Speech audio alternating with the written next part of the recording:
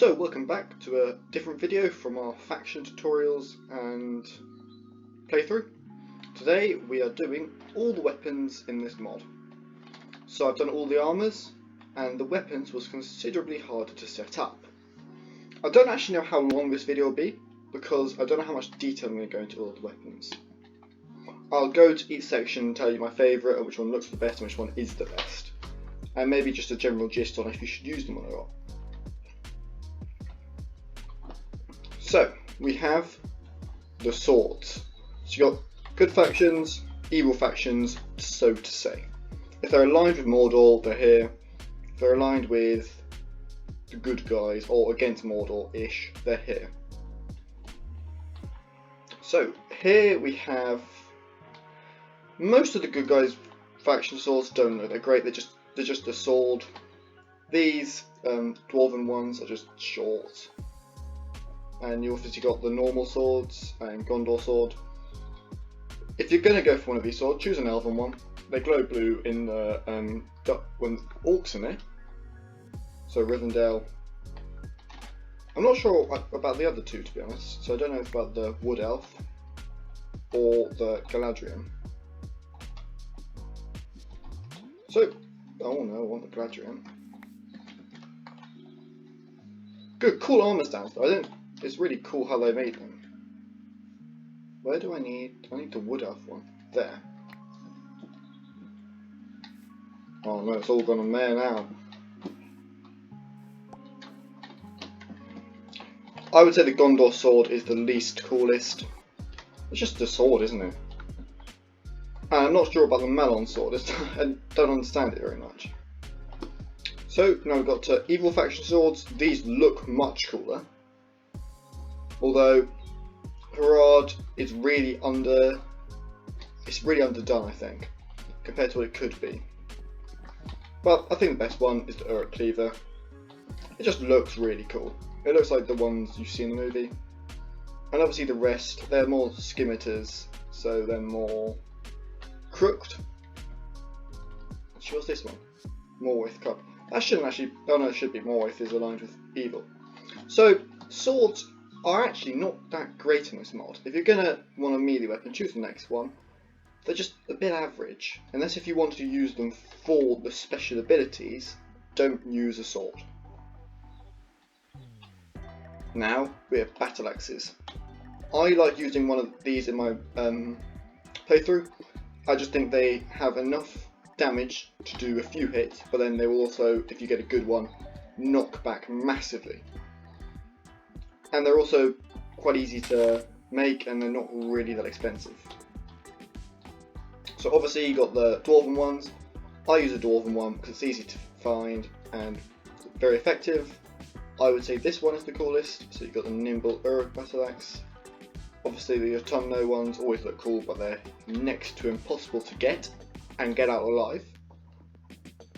So I would use this as your first weapon. Pretty good, but you know, not an incredible feat. Actually, this one's quite cool. Oh, it's the same one. Black Uruk and Uruk probably similar. So this should be a primary weapon, I think, unless if it is Rivendell. So now we've got onto spears. Spears are, I'm going to be honest, don't use a spear. You can, if you want a long reach weapon, go for a pike. If you want a firing weapon, go for a bow and arrow. Don't use a spear. They might look cool, and they're cool for the like units to have, but they're not good. This is the best looking one, I think, in my mind. Most spear like. Well, actually, this one is. Corsair Harpoon, I think, looks the coolest. So yeah, don't use a spear. So now we have the. What are these called again? Warhammers. A bit like the battle axes, but I think they do more damage. So obviously you have the ridiculous looking ones, like the half troll ones, which is just massive. If you look at my look, it's just huge. Even this one looks pretty big in my hand.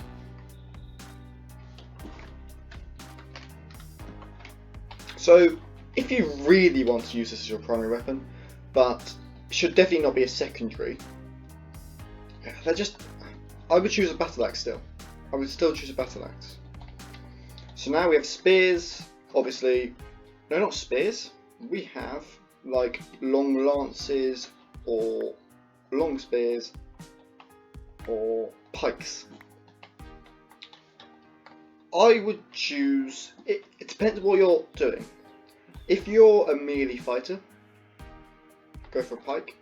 If you're a horse fighter, go for a lance. The reason why I say you shouldn't have a lance if you're on foot is because it will slow you down. But I'll show you here. That or that. Oh. / game mode 2. So you look here, you can run. Other than that, it slows you down significantly. So that's why I wouldn't use the pike, whatever this is.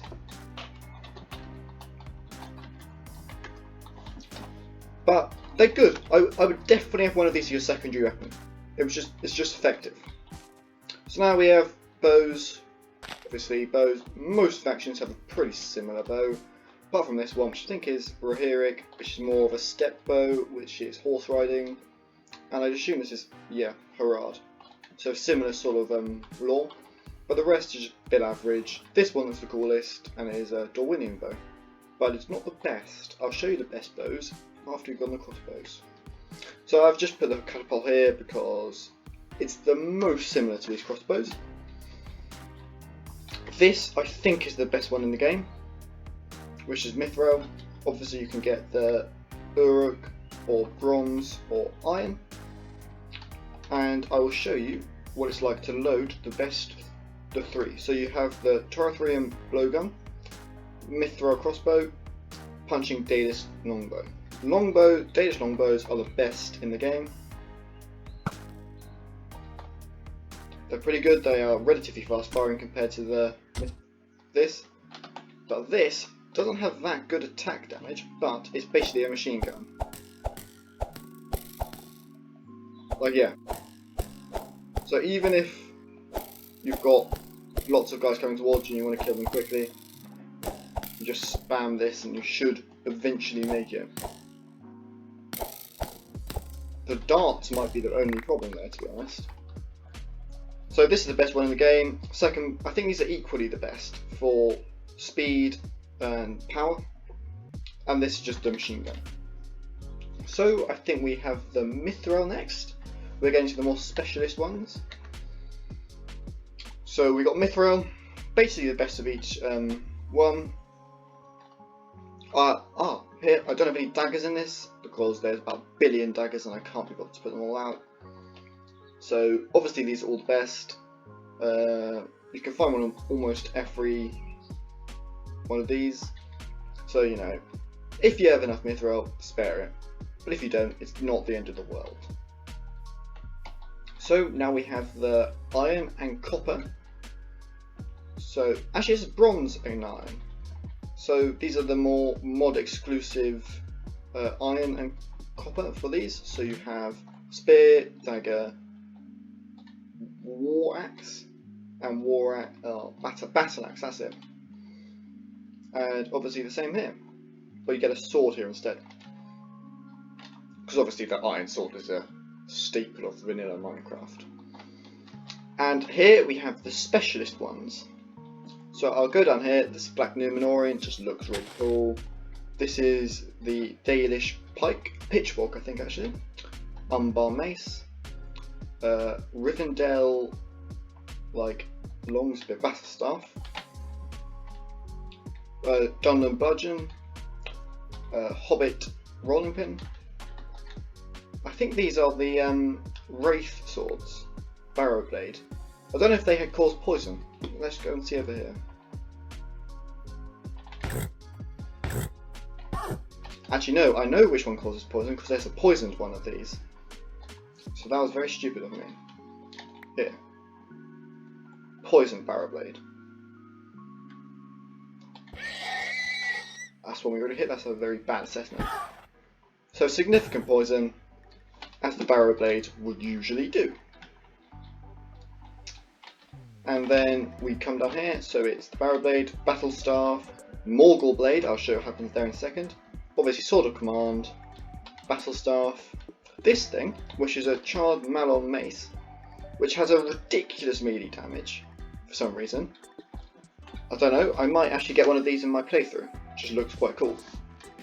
Don't know how you make it though. Club.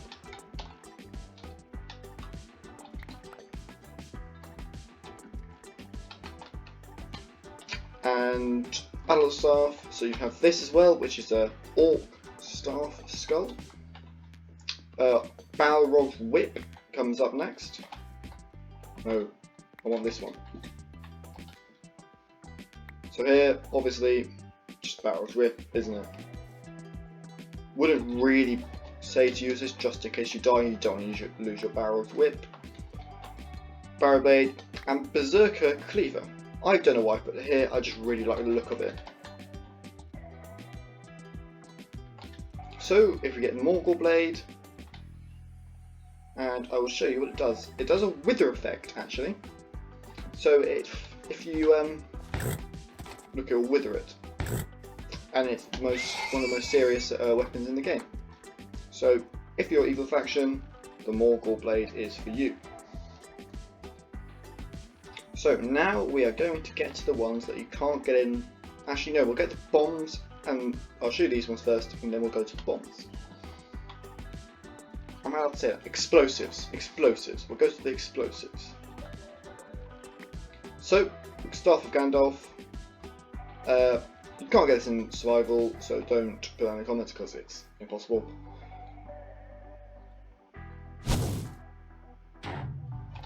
So obviously, what would you expect from a Staff of Gandalf?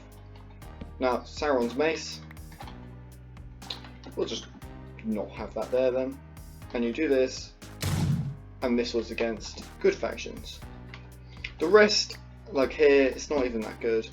They're very powerful melee weapons, but they're not, like I'll show you here, how big it is. You can't get these in survival, so they're useless.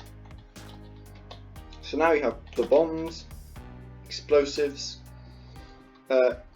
fire ones, normal ones, and camel's fire. Camels. So I'll show you what each of them do. You need to light them with an orc torch, which is in here, I believe. There we go. So this is level 1 normal explosive. Bit of a TNT, but a bit more powerful than TNT, I think. Level 2 explosive. Level 3 explosive. I'm a bit concerned about that one being got.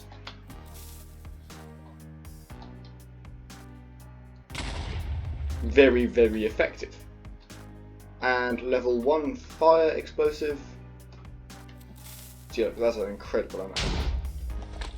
A bit smaller than that one, but has caused fire as well.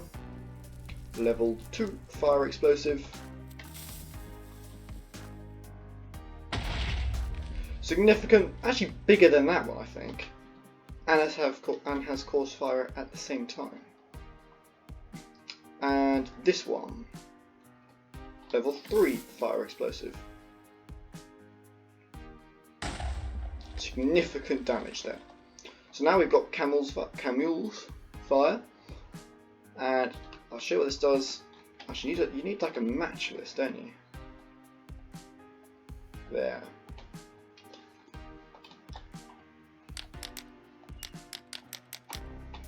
Oh, wasn't not lighting. Maybe flint and steel?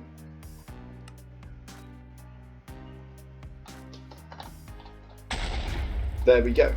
So it just causes this blue flame which just shreds stuff. It will blow up stone, I think is what it does. So, okay, so if you enjoyed this video and want me to go into one of the more specific lots and want to go into like the good guy swords, spears, or something like that to tell for like the best one or the coolest looking one, put that in the comments, and I think we're back to the normal playthrough tomorrow. Right, so see you, not tomorrow, the next day. So see you then.